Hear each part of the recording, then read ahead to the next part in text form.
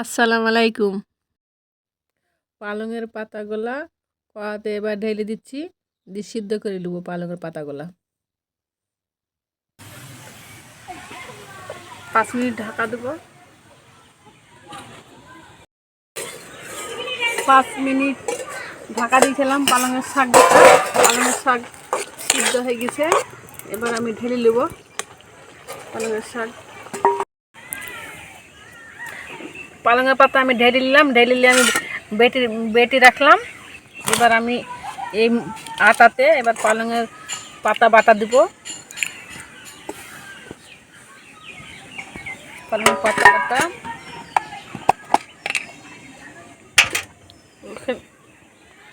লবণ দিলে স্বাদ লাগবে। এবার আমি ভালো করে আটাটা মেখে নেব পালংয়ের পাতা দিয়ে ভালো করে। আটাটা ছানা হয়ে গেছে। এবার আমি 5 মিনিট ঢেকে রাখবো। 5 মিনিট ঢেকে রাখবো। আমি এবার ঘুগনিটা করবো। আলু আগে থেকে সিদ্ধ করা আছে, মটরও সিদ্ধ করা আছে। এবার তেলে ভেজে নেব মটরগুলা। কড়াতে গেছে, কড়াতে তেল দিচ্ছি। মটর আগে থেকে আমার সিদ্ধ করা আছে, এবার ভেজে নেব।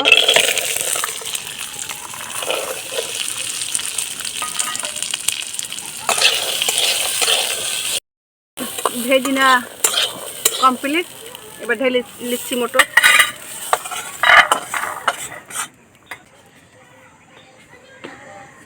তেল,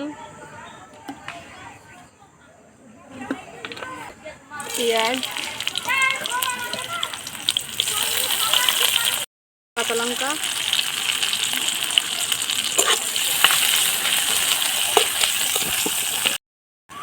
আদা, জিরে, রসুন,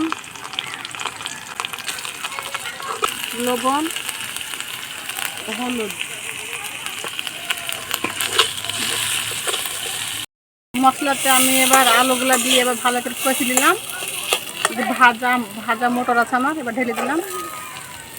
এটা একটু ভালো করে কষে নেব, দিয়ে পানি দেব।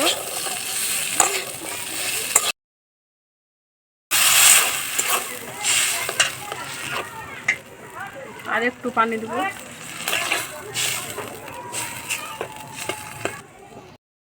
আমার লুচিগুলো করা হয়ে গেছে। এবার লুচিগুলো তেলে ভেজে নেব।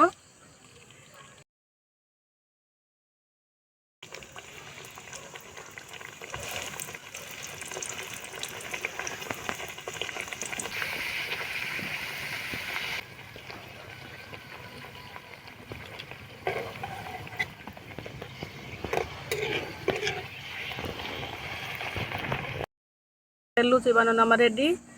আমার ঘুগনিও রেডি। পালং শাকের লুচি বানানো রেডি। আমার যদি এই ভিডিওটা যদি ভালো লাগে, লাইক সাবস্ক্রাইব করবেন আর বন্ধুদের মধ্যে শেয়ার করবেন।